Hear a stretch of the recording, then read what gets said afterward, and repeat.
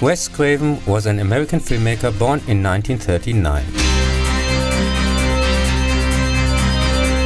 For Swamp Thing, The Nightmare and Scream series, his work for television in the 1970s, 80s and 90s, see the respective retrospectives. Some people get by.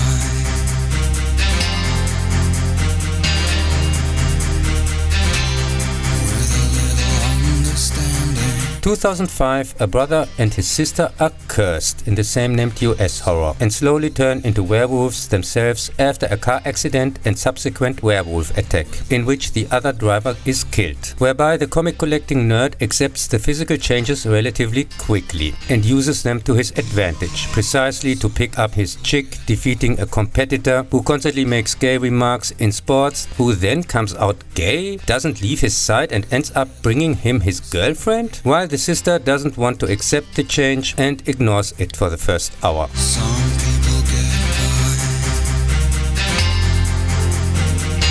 with a whole lot more. But then they try to find and kill their attacker, because that's the new cure, who is still killing people they know. I don't know why you gotta be so undemanding. Before their own transformation, the movie takes place over 3 full moon nights in a row, is really complete, and therefore, One thing I know, according to Werewolf Rule 5738, permanent.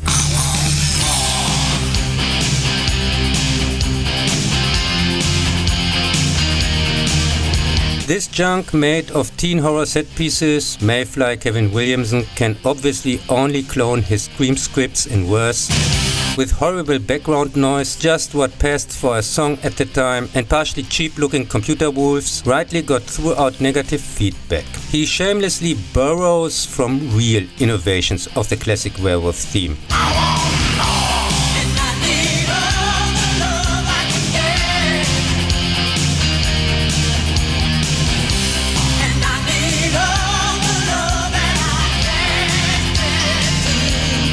Stealing the waking up naked somewhere, just the guy, of course, and the violent nightmare scene, and otherwise just makes the story up as he goes along. Like the childish pentagram stigmata on the hands, which sometimes disappear for reasons, that the werewolf curse can also be passed by unprotected intercourse, and in human form is supposedly constantly hanging around near his surviving victims, recently crawling around on the ceiling like Spider-Man, a were-dog? Really? Does he also have were-fleas? And even with the official budget of $38 million, it was a huge flop, as it couldn't even manage to make $30 million back worldwide. you get scared to feel so much, to let somebody touch you. Here we have another case where the production itself and everything surrounding it is much more entertaining than the poor result. It was actually supposed to be released in 2003, but thanks to studio interference was shortly before completion rewritten. So hot, so cold, so far, so out of control. Hard to come by, harder to hold. Among other things, 3 attacked strangers who then slowly transform become 2 siblings, and the now invisible third, precisely Skeet Ulrich, who even promoted on talk shows, probably ekes out his existence on the cutting room floor. It is estimated this more than doubled the unofficial costs. According to Craven, 70% of the movie had to be reshot.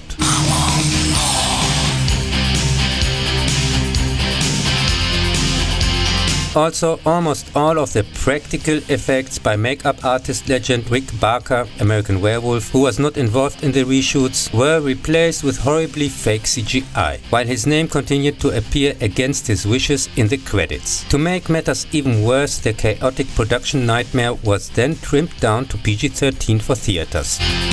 At this point, even Craven was no longer involved. The actors had already had to return twice for reshoots and now printed themselves t-shirts with "Cursed for, back for more." According to the director, he learned of further changes and reshoots under different direction afterwards. And the cursed flick / remaining torso was then also released on DVD in the cinema cut and a 2-minute longer unrated version. Some people get by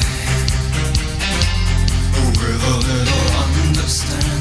The version I happened to watch for the review, by the way, was apparently a German broadcast during the fascist corona pandemic fraud years, in which the complicit media, mainly responsible for the countless destroyed lives, sick and dead, wanted to keep the people, those who leave their thinking to their TV, on behalf of the regime with scaremongering and self-lockdown.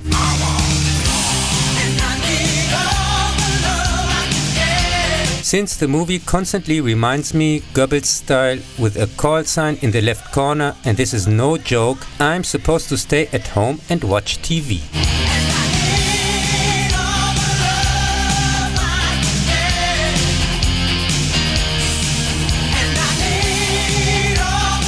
In the same year appeared also Red Eye. The title refers to red-eye flights, aka overnight flights, which cause slightly reddened eyes due to the lack of sleep. During one of those, the neighbor of a young hotel manager with a fear of flying on her way to her grandmother's funeral turns out to be a ruthless blackmailer who wants to get her father killed if she doesn't have a certain hotel guest, a well-known politician from the Secret Service, for the purpose of assassination moved to another room. There are parts of me that don't get nervous, not the parts that shake. You won't get what you deserve. You are what you take. The well-cast, entertainingly staged, far-fetched but successful suspense thriller, I skipped it at the time, like everything involving Homeland Security propaganda in it, received mostly positive feedback, making its $26 million budget almost 4 times worldwide back. Learning to cry for fun and profit. I'm not done yet. Counterfeit dollars on the English zloty. Anything I can get. Some people get by. 2010's My Soul to Take tells the local small-town legend of the seemingly unbreakable schizophrenic serial killer's vow, who is called Abel Plenkov, to come back and kill the 7 children born on the night he supposedly died. His body was never found. As these 4 boys and 3 girls are supposed to be the reincarnations of his other various personalities who betrayed him that night. Today, on their 16th birthday, we follow Buck, one of these so-called Riverton 7, who has been plagued by nightmares all his life, in between seemingly taking on the personalities/abilities of the others, and learns that Plenkov was his father, while the others, except for his best friend Alex, are now being killed one by one by a mysterious giant in disguise.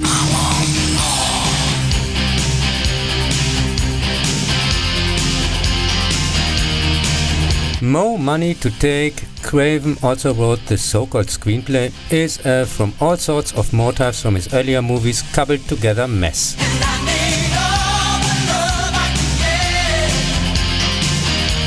The multiple personalities are, according to the Haitian officer, supposed to be souls. See The Serpent and the Rainbow.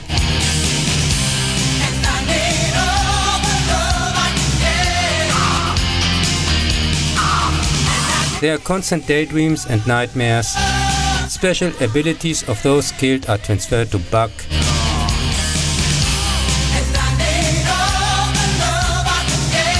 A killer magically returns after death, possessing other people. See Shocker. Teenagers suspect each other, and in the end it is actually one of them. See Scream, etc.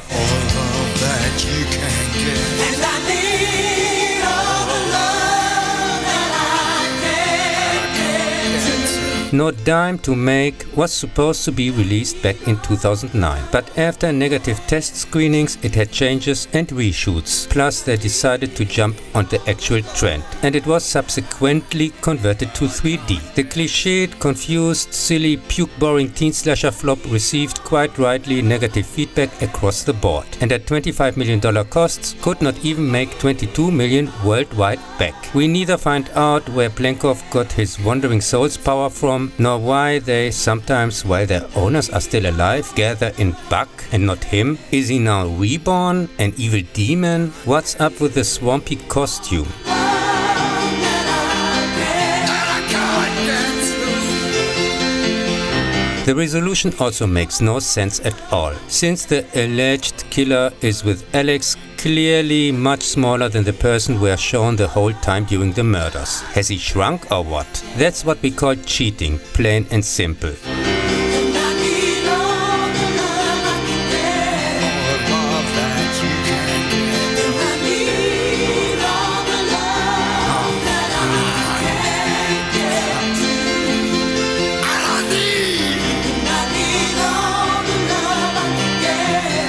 Love that